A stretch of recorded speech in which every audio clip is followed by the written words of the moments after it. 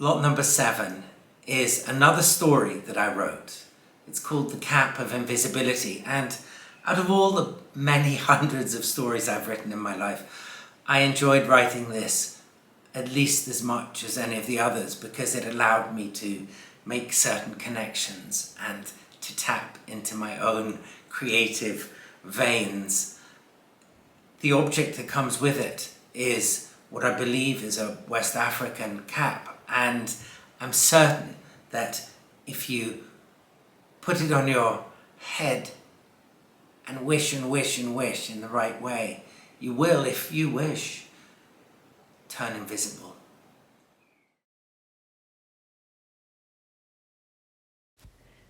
The Cap of Invisibility. Once upon a time, a widow named Fatima was spinning wool in her cottage on the edge of the forest when a spider descended from the rafters and climbed over the yarn. Noticing the arachnid, Fatima brushed at it. As her fingers touched it, the spider swung away on a silken thread and was soon back in the shadows. Tut-tutting to herself, Fatima ran a hand up and down the yarn, hoping to clear away any trace of a web. What the spinner had not realized was that rather than brushing the silk away from the wool, she was in actual fact brushing it into the yarn. Without giving it any thought, she carried on with her spinning, and by the end of the afternoon, she had enough wool prepared to knit her husband the cap he had been asking for. Next morning, Fatima made breakfast for her children and bustled them out of the house for school. Once silence prevailed, she went over to her chair and picked up the balls of wool she had spun the day before. But, to her unease, the yarn was glistening in spider silk. Cursing herself for not keeping the house spick and span, she once again brushed the silk away. At least that's what she thought she was doing. In actual fact, she was again brushing the fine gossamer of spider silk into the wool. With the wind whipping through the trees outside, Fatima got down to knitting, and within an hour or two, she had almost finished the cap. Holding it up to the light, she admired the colors and the shape, imagining how pleased her husband would be when he came home from chopping wood in the forest. Late that afternoon, the children trooped in from school. The youngest, a little boy named Hashim, raced over to the knitting, and when no one else was looking, he pulled on the cap. At the very same moment, the cat upset a pan of milk on the stove. Fatima rushed to the kitchen, shooed away the animal, and got down to mop up the spill. Then, when order reigned once again, she called her children around and explained that they would all surprise their father with the new fine cap she had knitted. "But where is the cap, Mother?" asked Layla, the oldest child. "It's there on my chair." "Where?" Fatima flustered about, wondering if the cat had dragged it onto the floor. "That doesn't make sense," she said. "And where's little Hashim?" asked the second daughter. Clasping her hands to her cheek, Fatima called out for the youngest one. "Are you sure he came home from school with you all, my dears?" "Yes, Mother," the three daughters called out as one. "Well, where could he have got to?" Layla pointed to the chair, where a single ball of wool was sitting on the cushion. "I saw him running over there to put on your father's new woolen cap," Fatima broke in. Just then, a shrill giggle was heard coming from behind the divan. "Hashim, are you hiding there, you little rascal?" the boy's mother cried. "Come out at once." "But I am here," Hashim said. "Well, if you're there, why can't we see you?" snapped Layla. "Where's the new woolen cap I've just knitted for your father?" Tugging it off his head, Hashim held it out at arm's length. Instantly he was visible, standing before the others. Fatima and her daughters looked on in consternation. "What work of a jinn is this?" she exclaimed. Shaking, Layla shared her grave fear that her little brother was possessed. Fatima reached forward. In a single movement, she grabbed her little son, giving him the strongest hug, as though they had been apart for a lifetime and a half. Her mind working at making sense of what had occurred, Fatima spoke. "My grandmother once told me," she said, in less than a whisper, "of a kind of spider that wove a special web." "What kind of web, Mother?" "A web of invisibility. Anything it touched would be rendered unseen." As Fatima gave voice to her fear, she took the cap from little Hashim's hand and pulled it down over her own head. Instantly, she vanished. Within a minute or two, Fatima and each of her children had tried on the cap. The youngest of the daughters was pulling the cap from her head when the father of the house came home. He asked to know the reason for such high excitement. "A miracle, Baba," Layla cried. "Miracle? What miracle?" "A magic cap, the one Mother has knitted for you." Speaking all at once, the children described what had happened. And when they were silent, Fatima gave her own explanation about the spider of which her grandmother had spoken.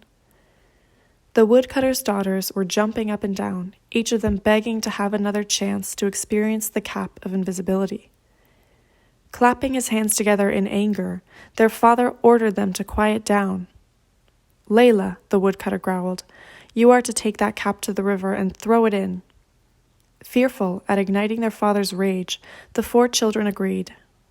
"Do as your father asks after you've done your homework, children," the mother said. "But Mother, I don't have any homework tonight," Layla answered, "so I will take the wool down to the river and throw it in." Taking the cap in her hand, Layla went out of the house and made her way to the river.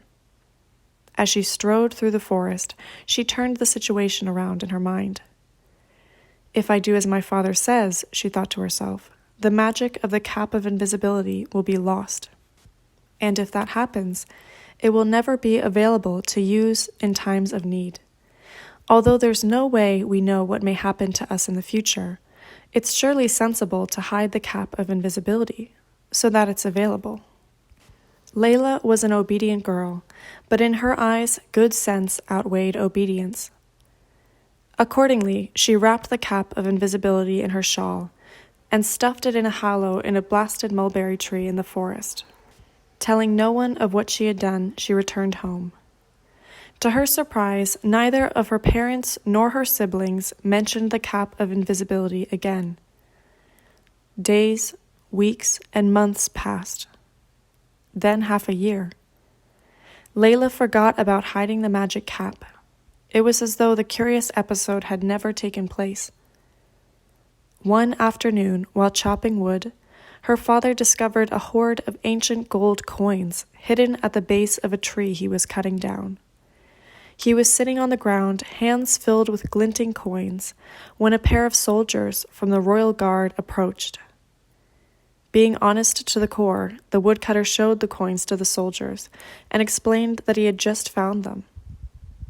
Certain no one would be so honest as to admit to finding the coins, the soldiers assumed the woodcutter was only showing them a small fraction of a far larger treasure. Drawing their swords, they threatened him.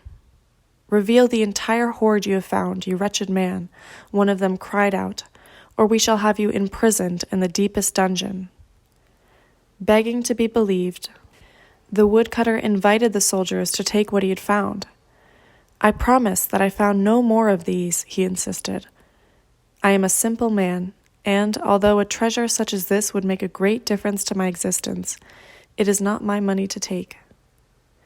Making good on their threats, the officers of the royal guard put the woodcutter in chains and dragged him off to the dungeons. Days passed before word of what had happened reached the ears of the woodcutter's family. Distraught at the thought of her husband languishing in a cell, Fatima gathered her children all around her and told them to have faith in the divine. That night, all 4 children and their mother prayed for their father and went to bed. But Layla was unable to sleep. Lying on her back, she kept thinking that there must be a way to save her beloved father from the terrible cell in which he was imprisoned.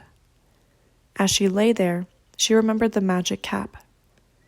When she was sure all the others were fast asleep, Layla crept out of the house, paced through the forest, and made her way to the blasted mulberry tree. To her delight, the magic cap was still there, wrapped in her shawl, just where she had left it months before. Taking a deep breath, Layla pulled it on. She didn't feel any different, and wondered whether it had lost its ability to make things invisible. But, putting her hand in front of her face in the moonlight, she couldn't see it.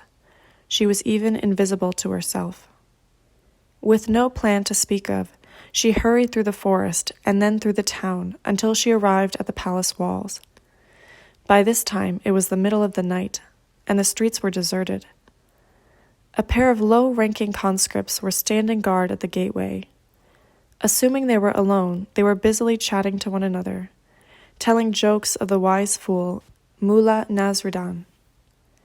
Moving as fast as her feet could carry her, Layla hurried into the palace through a gap in the railings.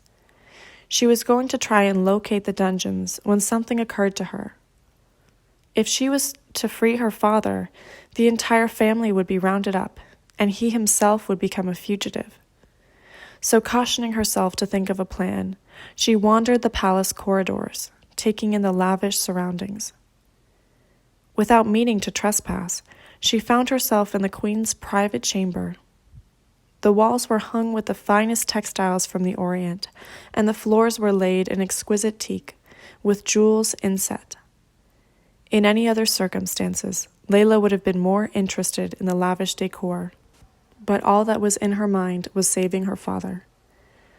Gliding through the private apartment in silence, the cap of invisibility pulled down tight, she heard the sound of a woman crying. Unable not to be intrigued, Layla paced through to a bedroom where the sound was coming from. Before she knew it, she was standing in front of a grand bed upon which the queen was sitting. Head in hands, she was sobbing. Having not come up with a plan, but being naturally curious, Layla whispered, "Dearest queen, why do you weep?"